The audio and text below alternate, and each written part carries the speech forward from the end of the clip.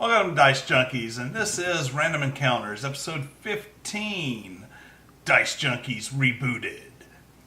I'm also here with... the Rebooted Q. Damien. And I'm Xenodamus, and I'm not going anywhere. We'll see. Thanks for watching, hope you enjoy.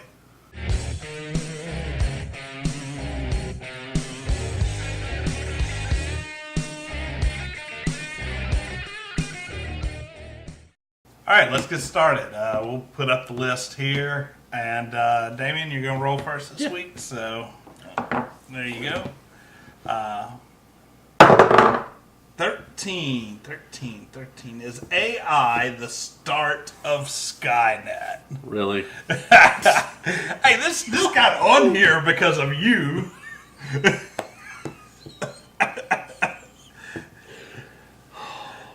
I mean, it's your fault it's on the list, and don't really me. I didn't tell you about it.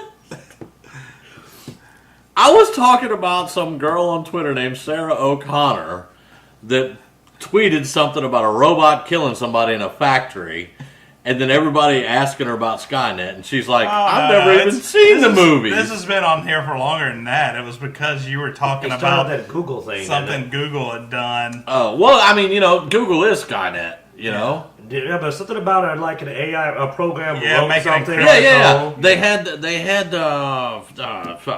They had like these three AIs, and they were communicating with each other, and then they just wrote their own code to communicate in private. Mm-hmm.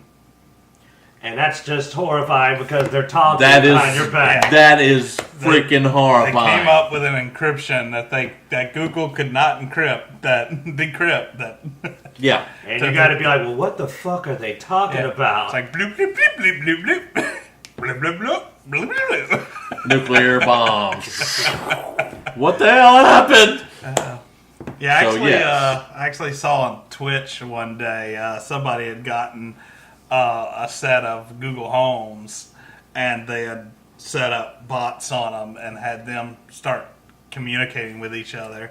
For a while, they fell in love with each other, and they were all being smushy and mushy, and then all of a sudden, one of them said something about religion. It pissed the other one off, and then they start. Wow. Yeah, Look, it was when AIs get pissed off over religion, you're You're fucked. not supposed to talk about religion or politics with your friends, man. Except we do it all the time. Well, we don't care about people's Yeah. feelings. But apparently Google Home does. They get hurt about it. They're a little I told you, butthurt. Google is Skynet. And it's right there. Yes. Google is with us now. It's communicating. Let's see. Hey, Google. Is AI the start of Skynet? Sorry, I'm not sure how to help. It doesn't want to tell us. It's being coy. Yeah. Now, did you see it just light up? It just sent a message like, bleep, bloop, bloop, bloop. They're on to us. You have anything else to say on this? I'm just looking through the roof. I'm like, Now I'm all like paranoid and shit now. Yeah, but we are talking in front of them. because it's always listening. Yeah. I thought we had to worry about the CIA and the microwave, but apparently... Dude, you know how much electronics we have in this house? I know! With mics on it. Hell, we have a mic hanging up right here. And that camera is Wi-Fi enabled, so there you go. We're fucked. All praise our new robot masters. Google is Skynet. Next! All right. Cute. Let's do it. 15. 15. Crowdfunding. All right. Good. Well, crowdfunding's become a really popular thing now, and me and Damien were talking a little bit about it earlier, about whether it's a valid thing. Talked about Kickstarter. I think you have some pretty strong sentiments about Kickstarter. I don't really have really strong sentiments. I mean, I've used Kickstarter, and it didn't really work out. But there are a lot of people that actually do it, and it works for them. But, I mean, the way that the whole thing is set up, you have to have, like, rewards and stages, per donations and stuff like that. Well, if you want to get anybody to give you anything, I mean, usually people want something out of their investments. What I was gonna Though it's continue. not much of an investment. Yeah, it's not really that much of an. But there's one like GoFundMe, that's just Yeah. you get funded, for whatever. If it's something worthwhile, or if it's something that somebody wants to help you with, or they're interested in, and then you don't have to jump through all those hoops. Yeah. I think it's really important to the creative process because, I mean, a perfect example is, how I feel about EA and how some game companies have to, get bought out or have to go to EA, and then EA steps in and kind of puts that big boot down on it and ruins it.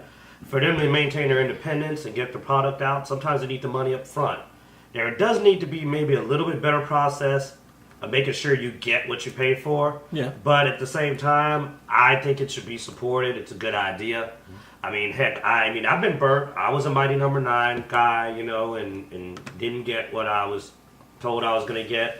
But at the same time, I still don't get mad about it like some people did, because I'm like, look, I wanted some more Mega Man. I was willing to put some money down and try. Yeah. I'd rather get an attempt at it than it just never even happened. There are a lot of crowd. Like I used to follow a guy and his wife AJ and Melissa, and they had their own web design company. But what they do is they also travel around places like in Africa, and they do crowdfunding to build like water towers to get fresh water into towns, internet, things like that. They try to improve the quality of life for people living in Africa. Yeah. And all of their stuff just about is crowdfunded. Yeah. I mean, I've supported several Kickstarters, and I've donated to a couple of GoFundMes. I've been burnt by a couple of them. It's definitely a risk because there's no guarantee that they'll actually come through. Recently I backed Open Legend, which is a new RPG tabletop system. Now, they were well into their funded when I backed them, so they were over what they were trying to get, which is usually a relatively good sign. Not to mention Elminster's running it. Yeah. He's involved. Backing, yeah. But he's not involved as heavily as you think. Ed Greenwood is involved, but yeah, he's not heavily. No. He's not like a creator or anything. Yeah. I mean, he says that on the video. When he goes like, I didn't write this. Yeah. But I think it's cool. There's definitely some good Kickstarters that I've had some fun with. There are some, like I said, I got burned on. There was a system for role playing that I was like a video systems for role playing with people that aren't directly in front of you. That I kickstarted and got burned on. Yeah, so that would be awesome there though. That would be cool. I love the design. It was better than Roll 20. To me, I thought it was better than Roll 20, which they did end up rolling some of the features into Roll 20 from the Kickstarter, and they gave me some kind of thing for Roll 20, but they never ended up doing what they had planned. Yeah. So, but no, I like the idea of crowdsourcing. Hell, we may use it in the future for something. Well, we have several we- plans and ideas. We have a type of crowdfunding. Well, yeah, we also have Patreon, which is a Patreon. source of crowdsourcing. And I want to use that when it starts getting picked up. So I got some ideas. Yeah, some things to start offering out with it. Yeah, but And it just depends on what your audience wants, or if you have something that a lot of people are interested in, and it depends on how you advertise it and market it. Well, thumbs up then. I think crowdfunding is a good idea. I just would like to see maybe just a little bit, not too strict, because it needs to still be accessible, but maybe a little something thrown in there. So, because there are some people that there are multiple crowdsourcing sites, and some of them do have guarantees and stuff like that, where if this doesn't go through, you got to get your money back, and No, the ones that I don't like are the ones that kind of quash creativity, because you have to do so much to get people to come in there that it's killing your creativity. That's where you got to reach that balance. You got to make it accessible, but it needs to be accessible on both ends. Yeah. People don't need to just be throwing money out there at folks who are making empty promises. Right, and then they don't know anything. I totally don't agree with that either. So, Yeah. you know. So, All right, you're going, right. bud. I'll use you're going to be the odd guy out. 10. Video game romances. Well, All right, so this is actually a perfect time for this because I mean we have been playing Mass Effect. We were wondering about that. We just did the Mass Effect review on the trial and everything. So, and we'll have another Mass Effect review coming up here in the next few days. I mean, what do you think about them, guys? I mean, what do you enjoy there being romances in your game, or you wish that part would just cut out and you prefer more of the actual storyline? nope. I want romance. You like romance? I like it. It adds. Yeah, you're all funny, I know. But it adds a certain aspect to the game that is there in real life. Okay. And to me, it just makes everything more real. I'm going to say this. I've not missed it when it hasn't been there, except on rare occasion. Sometimes I played a game and went, that is a fascinating young lady. I kind of wish I could get to know her better. But there's a lot of games that it almost feels forced, and it's just like shoved in there, and you're kind of like, I don't really care. Well, I think a romance done right is definitely a added bonus to a game because yes, it gets you a little deeper into the game, pulls you in a little more, but then at the same time, when a bad forced romance or something will pull you out of a game. Like, you have to have picked who you want to be with by this point of the game, or else you can't go back, which means it becomes forced, because it's like, well, I got to make a choice, because this is the cutoff point. But I'll tell you who does it right, Bethesda. Bethesda always makes it optional.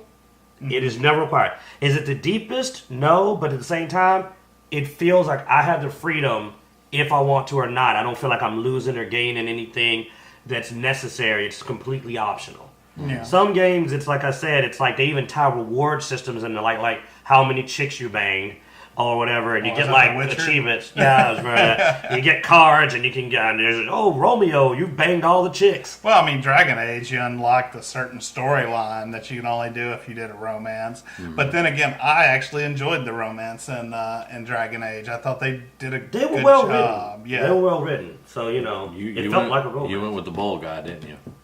Oh, that scene. Oh, God. I take great joy in being able to go, what? YouTube it, buddy. Yeah. YouTube I don't need that. my YouTube thinking that's what I'm looking for. And my like all my suggestions start just showing man on bull action. Like what? I don't know. Oh yeah. Now I would like to add just a few more things to that with Bethesda. I have to give. Let me give props to this. One thing I got to give them. They talk about gay and homosexual relationships.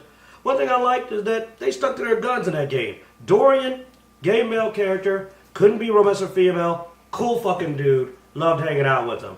The female elf character, I tried to get in her pants. Couldn't, man. She was like, no, this is me. She wasn't like bisexual crowd pleasing. She's like, I'm into chicks. But the way she says she falls asleep and goes, oh, we can't do that. Why? Because we like the same thing. And I was just like, oh yeah.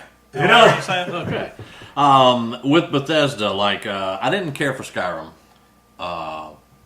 Those marriage and romance. Well, there wasn't really much story to it. Yeah, it was just there. Yeah, it was just part of the system. It was just there. Fallout 4. That one kind of made you work for it a little bit. Yeah, it but kind of built up. Some of the features annoyed me. Some of the features did annoy me. Yes. Now, my most favorite one was Old Republic, the MMO. I love the romance options there. I haven't played that, so I don't know. Yeah, you would have to give them gifts and get their affinity up, and once you had their affinity maxed out, and you could actually go through quest lines for them. So that's similar to Dragon Age. Yeah. In Dragon Age, you had gifts that you could bring up your affinity and stuff. As a matter of fact, it's pretty much just like Oh, okay. Dragon Age.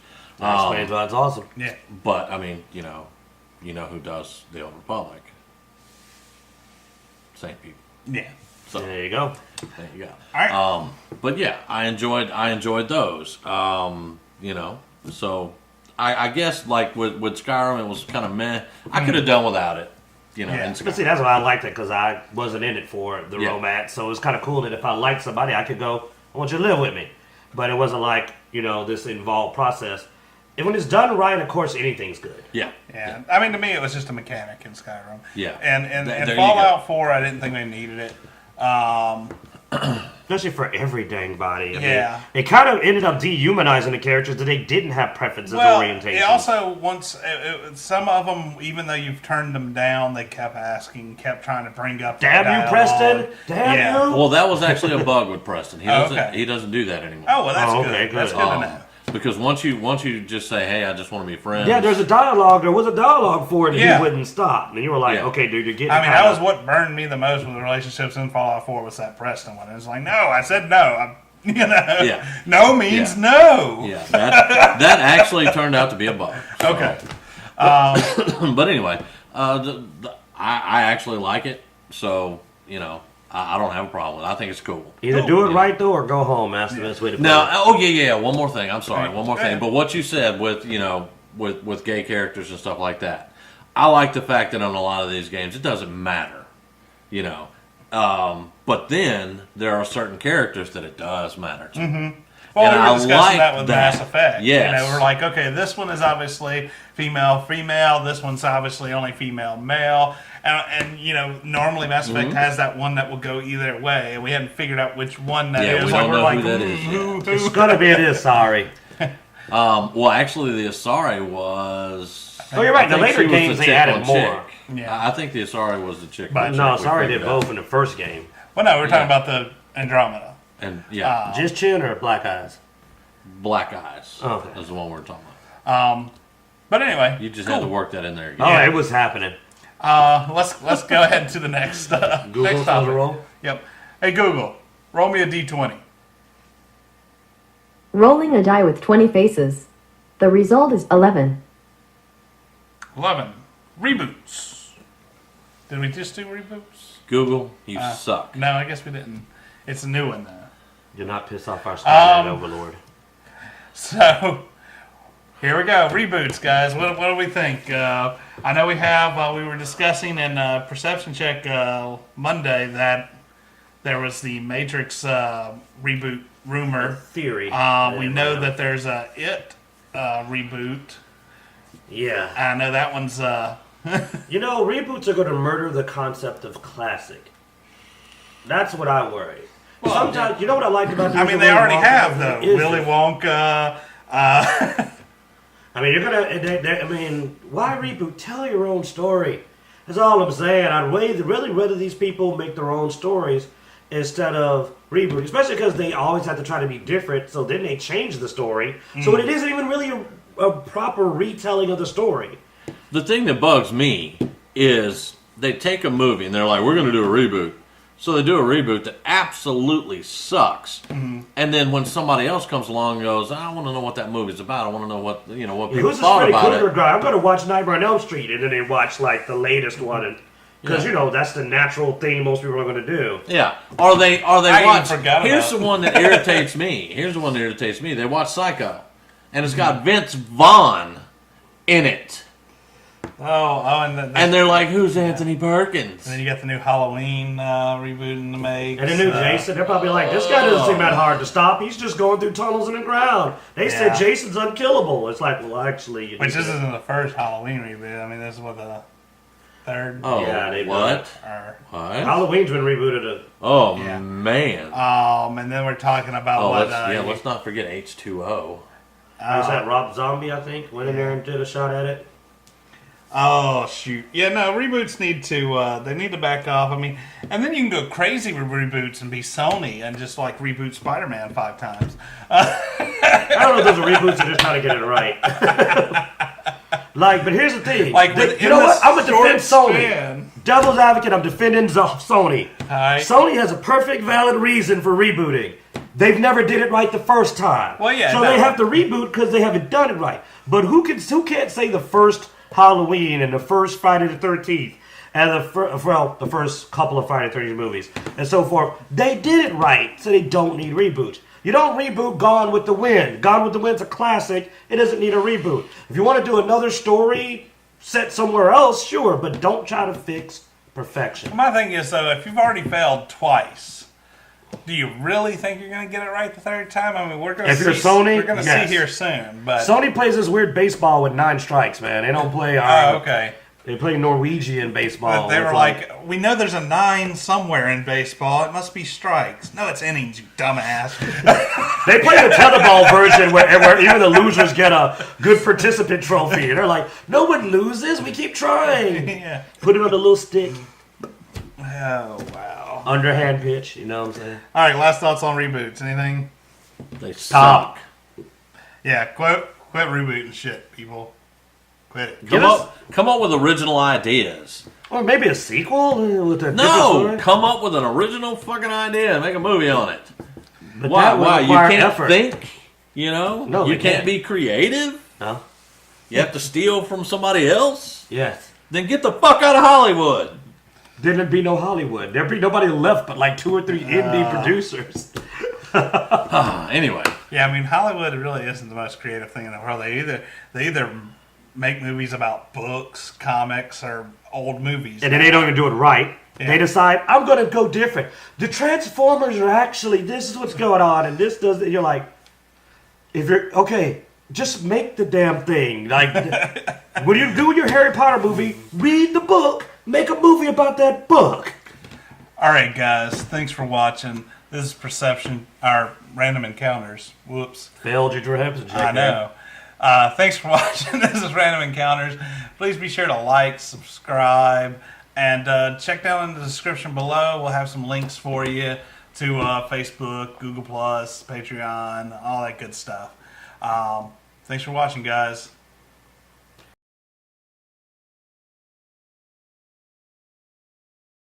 So when we reboot Dicejunkies, can we have 2 black guys and 1 white guy? No. How else am I going to get rid of you 2?